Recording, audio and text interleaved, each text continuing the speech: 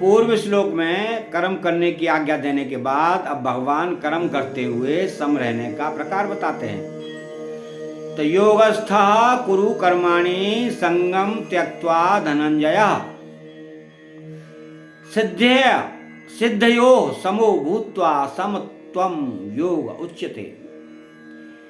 धनंजय, हे धनंजय, तो संगम आसक्ति का त्यक्त्वा त्याग करके सिद्धयो सिद्धि असिद्धि में समः सम भूत्वा होकर योगस्थ योग में स्थित हुआ कर्माणि कर्मों को कुरु कर, क्योंकि समत्वम समत्व ही योगा योग उच्यते कहा जाता है।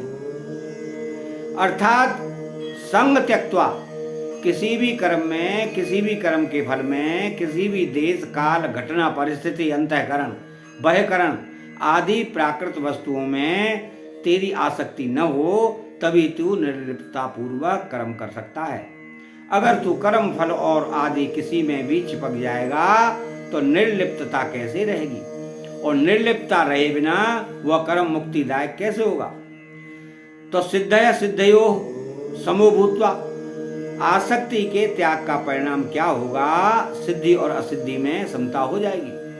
कर्म का पूरा होना अथवा न होना, सांसारिक दृष्टि से उसका फल अनुकूल होना अथवा प्रतिकूल होना, उस कर्म को करने से आदर निरादर, प्रशंसा निंदा होना, अंतःकरण की शुद्धि होना अथवा न होना आदि आदि जो सिद्ध और असिद्धि है उसमें सम रहना चाहिए।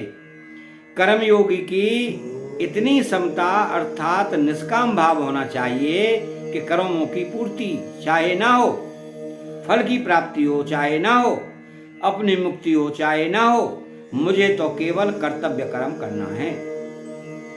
साधक को असंगता का अनुभव न हुआ हो, उसमें समता न आई हो, तो भी उसका उद्देश्य असंग होने का, सम होने का ही हो। जो बात उद्देश्य में आ जाती है वही अंत में सिद्ध हो जाती है।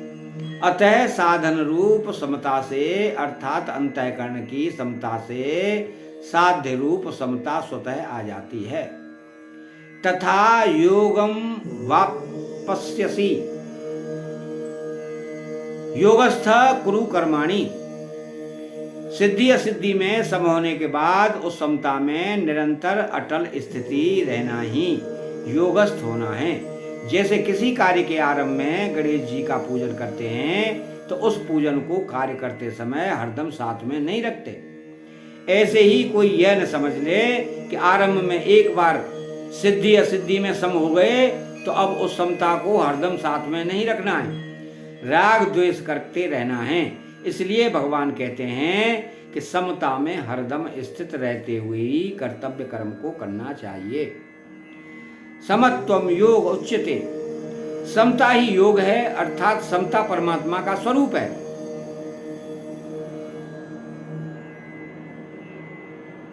वह समता अंतःकरण में निरंतर बनी रहनी चाहिए। आगे 5वें अध्याय के 19वें श्लोक में भगवान कहेंगे कि जिनका मन समता में स्थित हो गया है उन लोगों ने जीवित अवस्था में ही संसार को जीत लिया है, क्योंकि ब्रह्म निर्दोष और सम है, अतः उनकी स्थिति ब्रह्म में ही है। समता का नाम योग है, यह योग की परिभाषा है।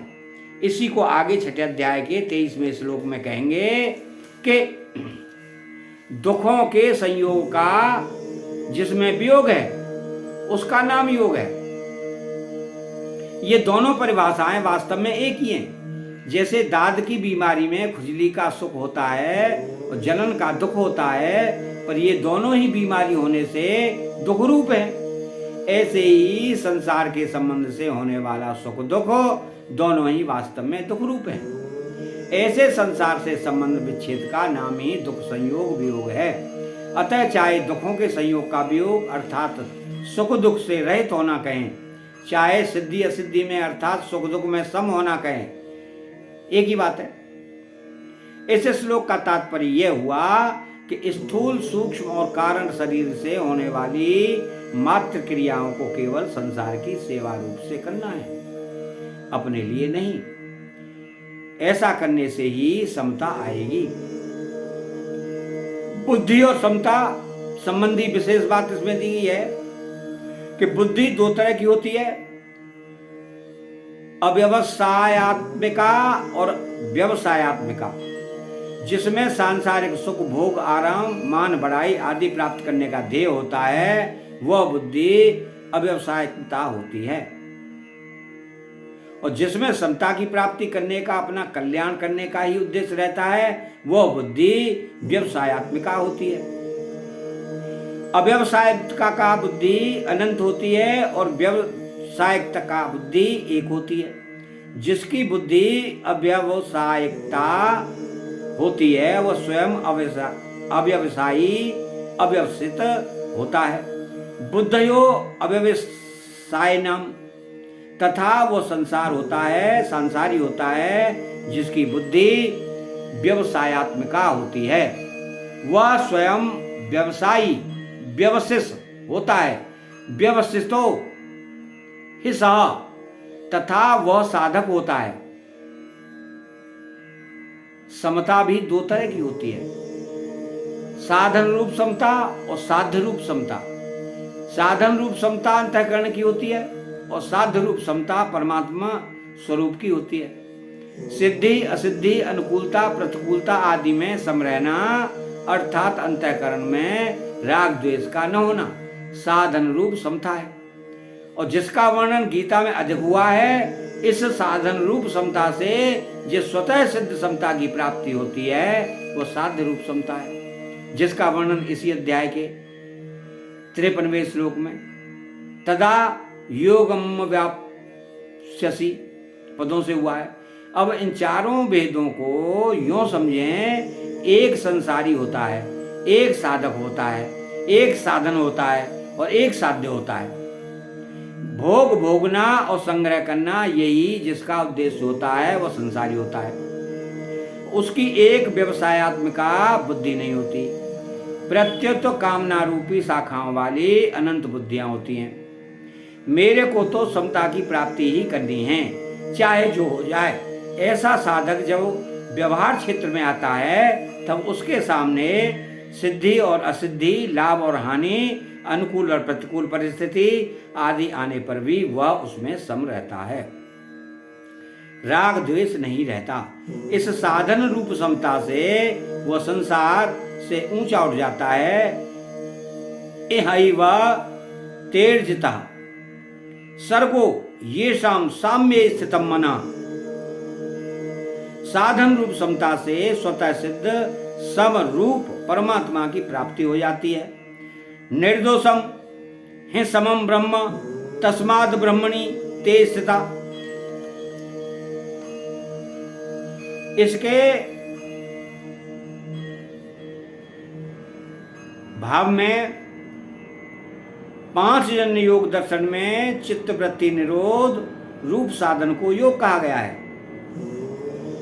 योग चित्त वृत्ति निरोधा, इस योग के परिणाम स्वरूप दृष्टवा की स्वरूप में स्थिति हो जाती है। तदा दृष्टवा स्वरूपे अवशिष्ठानम।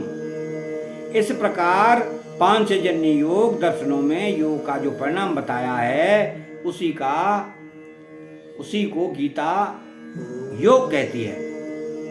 समत्वम योग उच्यते तम विद्या ददो खसंयोग वियोगम योग संचितम। तात्पर्य है कि गीता चित्तवृत्ति से सर्वदा संबंध विच्छेद पूर्वक स्वतः सिद्ध समस्वरूप में स्वाभाविक स्थिति को योग कहती है। इस योग अर्थात समता में स्थित होने पर भी कभी इससे वियोग अर्थात व्युत्थान नहीं होता, इसलिए इसको नित्य योग भी कहते हैं। चित्त वृत्तियों का निरोध होने पर तो निर्विकल्प अवस्था होती है, पर समता में स्वतः सिद्ध स्थिति का अनुभव होने पर निर्विकल्प बोध सहजावस्था होता है।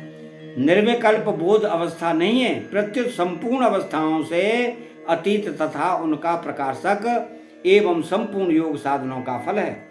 अवस्था तो निर्विकल्प और सविकल्प दोनों होती हैं, पर बोध निर्विकल्प भी होता है।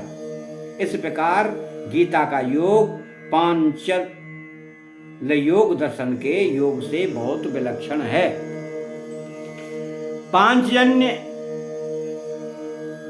पातंजल योग दर्शन के योग का अधिकारी वह है जो मूल और क्षिप्त वृत्ति वाला नहीं है, प्रत्युत विक्षिप्त वृत्ति वाला है, परंतु भगवान की प्राप्ति चाहने वाले सबके सब मनुष्य गीता के योग के अधिकारी हैं।